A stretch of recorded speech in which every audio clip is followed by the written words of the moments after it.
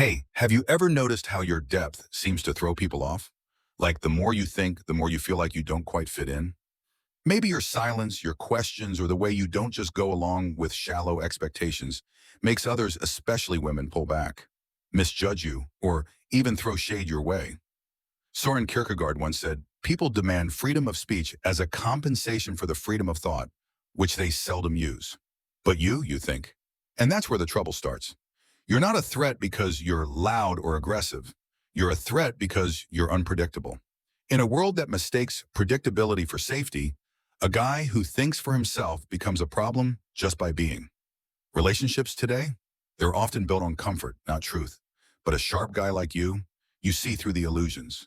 You notice the masks people wear, the way love can feel like a transaction, the performance in someone's eyes when their words don't match their heart. Kierkegaard warned us, the crowd is untruth. When you refuse to get swept up in the crowd, when you carve your own path, one rooted in meaning, solitude, reflection, you disrupt the whole system that keeps people docile and emotionally predictable. Women don't shy away from intelligent men because they're smart. They shy away because they can't control them. You don't need flattery to feel wanted. You don't crave validation to feel like a man. You don't play the game just to be picked. You don't chase because you see most chases are built on illusions, not love. And when you do love, it's with a clarity that's intense, not for comfort, but for truth. That kind of presence, sharp, honest, raw, is rare. And what's rare often gets rejected before it's revered. Kierkegaard wrote a lot about despair, but not the way most people think of it. He called it the sickness unto death, a man being out of touch with his true self. That's what modern culture fears most in guys like you, that you might wake up from the performance, that you might stop being charming and start being conscious. A conscious man isn't swayed by applause or emotional chaos. He doesn't need to be liked to feel whole. And when you stop needing to be liked, you become free. That freedom, it's dangerous. Why do you feel like nobody gets you when you walk into a room? Why does your silence make people squirm? It's because most folks, especially in this attention-obsessed world, build their identity on being seen. But you find yourself in seeing, and seeing deeply makes others uneasy, especially when they're trying to hide something. Kierkegaard said life can only be understood backward, but must be lived forward. Intelligent guys like you live forward while always analyzing, dissecting power, emotions, seduction, fear. So what happens when you stop falling for the surface-level games? When you're no longer charmed by the drama? You become unplayable not because you're cold, but because you're whole. That wholeness shakes up the modern dating scene where confusion is currency and emotional roller coasters are mistaken for passion. Kierkegaard got it. He walked away from the only woman he ever loved, not because he didn't care, but because he cared too much. He knew living authentically meant rejecting the roles society hands out, even if it cost him everything. Listen up, guys. The smarter you get, the lonelier you might feel. That's not failure, it's the cost of waking up. You scare people not because you're mean, but because you're unconditioned. A man who can't be conditioned can't be controlled. And that's the biggest threat to any system built on manipulation, including romance. Most people aren't looking for love, they're looking for usefulness. They want you to play a role, provider, performer, protector, puppet. But you step outside those boxes. And when you do, you become invisible to those still stuck inside them. Kierkegaard called this the leap of faith, to ditch the safety of roles, systems, and shallow expectations, and walk alone. To love truth more than comfort. To choose honest despair over fake bliss. That leap will cost you. It'll strip you bare, but it'll also wake you up. Because once you truly see, you can't unsee. Your intelligence, when it's grounded in self-awareness and not just facts, turns you from a guy chasing validation into a guy chasing meaning, peace, or something bigger. That's terrifying to others and sometimes even to yourself, because what comes next isn't for the faint of heart. Kierkegaard once said, to dare is to lose one's footing momentarily, not to dare is to lose oneself. Most guys have already lost themselves, not because they're dumb, but because they've been taught to apologize for their intelligence. You've been told to soften your words, dull your insights, pretend you don't see what's off, smile at what's fake, laugh at what's shallow, stay quiet when something's wrong. You were taught to be agreeable to be accepted. But acceptance that demands you kill your essence isn't acceptance, it's assimilation. And a guy who refuses to assimilate becomes a threat, not just to women, but to everyone who benefits from your silence. You scare them, not because you're aggressive, but because you're precise. When you speak, your words hit hard. When you look at someone, they feel seen, not flattered, seen. And being seen is too much for people still wearing masks. Most don't want real connection, they want comfort.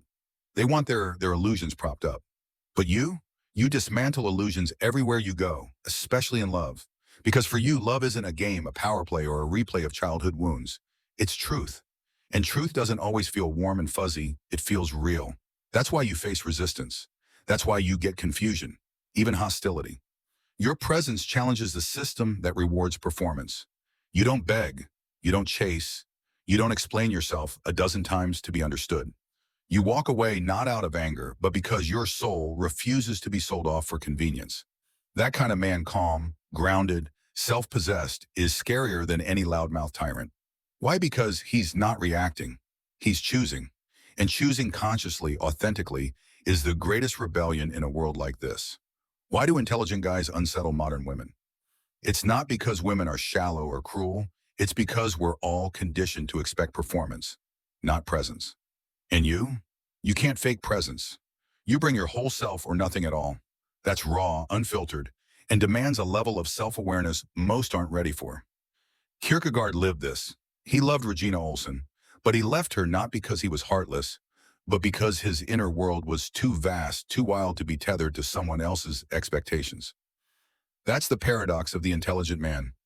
You crave intimacy, but won't sacrifice your integrity for it. You want connection, but won't perform to get it. You'd rather walk alone than dilute who you are just to be wanted. That's not arrogance, it's alignment. And it scares people because everyone wants to be chosen, but you want to be met. Being met means the other person has to be whole. Two, someone who's faced their own fires, unlearned their own lies. Most aren't there yet, so they call you distant, difficult, cold. But you're not cold, you're clear. You don't hate women, you just don't worship illusions.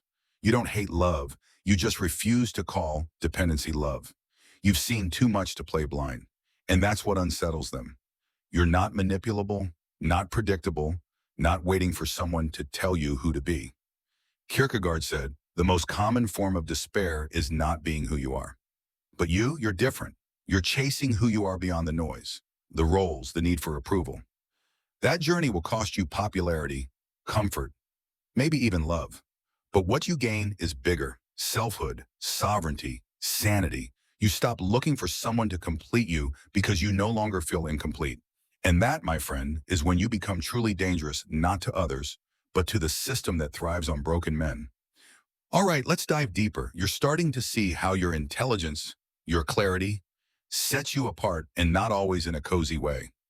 The deeper you go, the more the lies about what it means to be a man in this world start to unravel. Søren Kierkegaard wasn't chasing society's version of success. He wrote, "The greatest hazard of all, losing oneself, can occur very quietly in the world, as if it were nothing at all." That's what's happened to so many guys, a quiet disappearance. Not loud, not dramatic, but spiritual.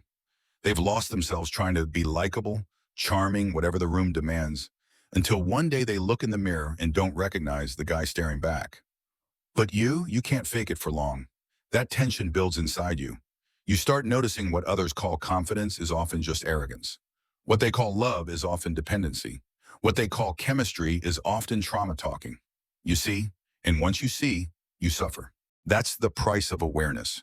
You suffer because you don't fit anymore. Your questions kill the vibe at parties. Your clarity makes people uncomfortable. Your hunger for truth pushes away those addicted to performance. This is the Kierkegaardian paradox. You either betray yourself to be accepted or betray the world to stay true to yourself. Most guys pick the first path. It's easier, it's praised, but it's a slow death. You, if you're brave, choose the second. And that's when you start to live not comfortably, not safely, but honestly. That honesty shows up everywhere. How you talk, how you date, how you work, how you walk away. The world doesn't reward that kind of man. It punishes him. Why should I? Because a guy who can't be seduced by the crowd becomes a mirror for everyone still trapped in it. Let's talk relationships. Why does a woman get uneasy around you? It's not because you don't care. It's because you care differently. You don't chase, you observe. You don't flatter, you listen. You don't jump at every emotional cue like a trained dog. You choose your reactions with precision. That makes you mysterious. And mystery freaks out people who need constant reassurance. You're not absent, you're selectively present. But to someone used to being worshipped without effort, that feels like rejection.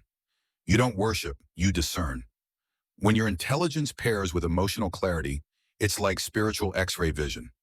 You see through the smiles, the games, the flattery. And that kind of sight unsettles anyone who's still hiding.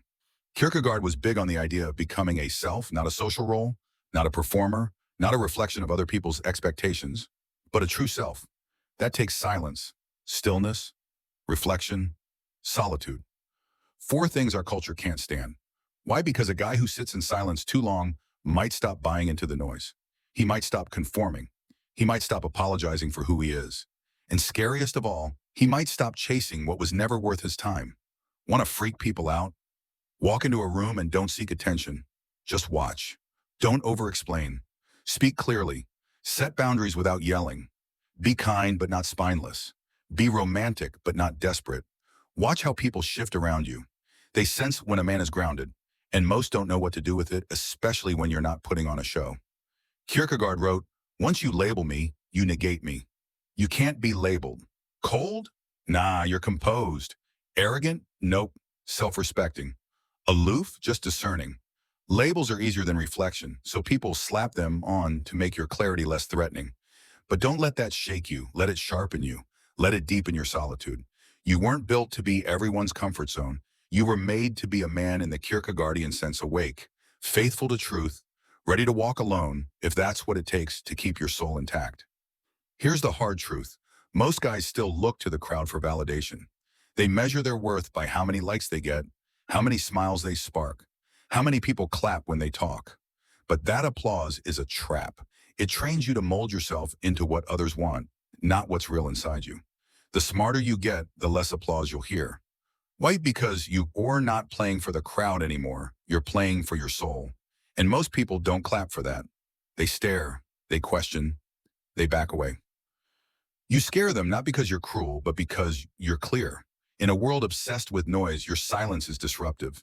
In a culture hooked on stimulation, your stillness is unnerving. In an era of constant availability, your refusal to be emotionally on call feels like rebellion. And it is. You don't owe anyone a reaction. You don't owe anyone your confusion. You don't explain yourself to people hell-bent on misunderstanding you. Notice how fast people get antsy when you stop oversharing, when you guard your thoughts, when your eyes say more than your words. That's the vibe of a man who's done trying to be understood by everyone. And that terrifies not just women, but the whole system. Society thrives when men are distracted, addicted, chasing. But you don't chase, you choose. That calm, deliberate choice, rooted in knowing your worth, makes you unreadable, unplayable, untouchable. Kierkegaard called this the single individual, a man who stepped away from the crowd, not out of ego, but authenticity. He walks alone, not because he's antisocial, but because most paths lead to noise. And he's after truth. He's after depth. He's after something bigger, call it God, meaning whatever resonates. The paradox? The more rooted you become, the more people will try to shake you. Not because you're wrong, but because you remind them of what they've given up. Their depth, their integrity, their silence. In love, this hits even harder. You don't romanticize chaos. You don't mistake unpredictability for passion. You're drawn to alignment, not drama. You want peace, not performance. When you talk about love, it's something sacred, not just hormonal. That kind of desire, quiet, steady, unwavering, can feel intense to a woman who's only known love as a roller coaster. It might even feel cold, but it's not. It's solid. And solid is unfamiliar to people hooked on emotional highs and lows. Don't shrink. Don't soften your clarity to be more likable. Don't hide your intelligence to seem less intimidating. Your job isn't to fit into the world's confusion, it's to stay anchored in truth. Sometimes, truth walks alone. Kierkegaard knew that. He was mocked, misunderstood, isolated. He walked away from the love of his life, not because he didn't feel, but because he felt too much. His truth, his mission, couldn't fit into the roles others wanted him to play. That's your challenge now. Keep playing roles for comfort, or become the man you're meant to be, even if it means being feared, rejected, or alone. When you align with your truth, the right people will see you not because you wowed them, but because your silence resonates with something they forgot they had inside. So stop over-explaining. Stop apologizing for your solitude. Stop doubting your vision. You're not too much, you're too real for a world that rewards fakes. The more real you get, the lonelier it might feel, but the stronger you'll become. That strength doesn't come from charm, money, or looks. It comes from refusing to abandon yourself. Kierkegaard got emerald. Anxiety is the dizziness of freedom. Once you stop outsourcing your identity, once you don't need permission to be you, you realize there's no map, no applause, no one to say you're doing it right. It's just you, your truth, and the unknown. That's why you scare people. You walk into the unknown with open eyes. You don't hide behind distractions. You don't numb yourself with entertainment. You sit in the silence. You wrestle with the questions most guys avoid. Who am I without my job, without validation, without someone leaning on me for stability? Most run from those questions. You build a home in them. When you meet a woman, you don't try to own her, fix her, or impress her. You want to see her. That kind of seeing cuts through vanity, ego, performance. It demands presence. It demands truth. And truth is a fire most people dodge. It doesn't flatter. It doesn't bend. It just is. Grounded in that truth, you become a force unswayed by charm, unbroken by rejection. You're not cold or harsh, you're whole, and that's why you're avoided, misread, even villainized. You stop chasing shadows. And when you stop chasing shadows, those still living in them feel exposed. Your presence becomes a judgment, even when you're silent. Your standards, even if you don't push them, become an offense. You're a mirror, and most people hate mirrors that don't flatter. Your job isn't to flatter, it's to reflect what's real, first in yourself, then in the world. Kierkegaard talked about the knight of faith, a man who lives inwardly before outwardly. He doesn't lean on logic or emotion alone, but on a deeper calling you can't explain to the crowd. This knight walks unnoticed by most. He's not loud, not flashy, maybe not even successful by society's standards. But inside, he's got a light that no trend, rejection, or loneliness can dim. That's who you're becoming, a man who's not chasing an identity, but living one. Let's be real, this path isn't easy. You're going to lose people. You'll question yourself. You'll face nights where the silence feels like a scream. You might even wonder if something's wrong with you, because the things that used to excite you, parties, small talk, fleeting flings, don't hit the same anymore. You'll walk away from relationships that once felt like home, only to realize they were built on sand. But here's what's happening. You're not breaking down. You're breaking through. You're starting to feel a new kind of peace, a stillness in your soul that doesn't come from being liked, but from being right with yourself. That alignment, that deep integrity, it's worth everything you've lost. Søren Kierkegaard believed every man, deep down, is called to become more than what the world expects, not more in status or fame, but in truth.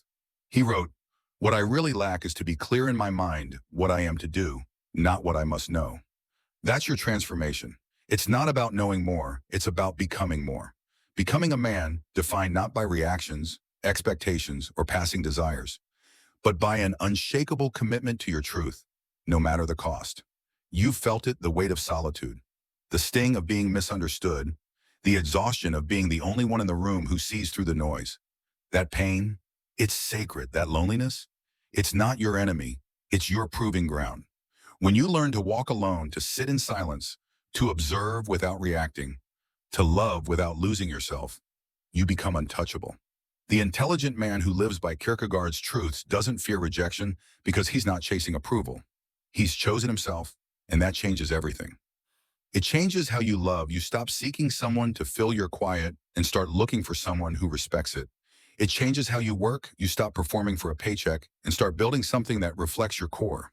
It changes how you exist. You're no longer running from emptiness, but leaning into alignment.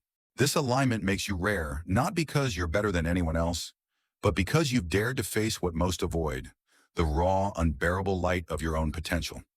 Most people run from it. They settle, they shrink, they conform. But you heard the whisper. You followed it through the fog, the heartbreak, the ridicule. And now here you are, not perfect, not finished, but free. That freedom, quiet as it is, speaks louder than any performance. You've learned to walk away when something insults your soul.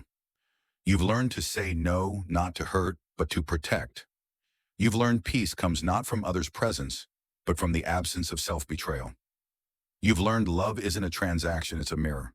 The woman worthy of your depth isn't the one who flatters your surface, but the one who sees your silence and chooses to stay. Maybe she'll come. Maybe she won't. Either way, you won't wait in desperation. You'll walk your path alone if you must whole either way. Kierkegaard lived that solitude, but it wasn't sorrow.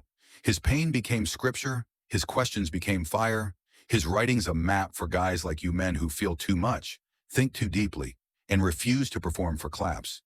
If you're misunderstood, good. If you're feared, good. If they call you cold, arrogant, distant, good. It means you've stopped being digestible. You've stopped living on the surface. You've started to matter. The world doesn't need more nice guys, more charm, more puppets. It needs men, real men who know who they are, who move in silence, who love without losing themselves, who speak when it counts and vanish when it doesn't. Men so rooted in their truth that nothing, not even love, can pull them away from it. If you're that man or becoming him, know this. You won't be for everyone, but you'll be unforgettable to the few who see you. You won't be worshipped by the crowd, but you'll be respected by the rare. And most importantly, you'll respect yourself in the quiet moments, the hard choices, the long nights when you choose truth over approval, solitude over shallow comfort. Kierkegaard's life was a testament to this. He wasn't chasing applause or trying to fit in. He walked his path alone because he knew the cost of truth was everything the world calls acceptance. He faced the abyss and didn't flinch, and neither should you.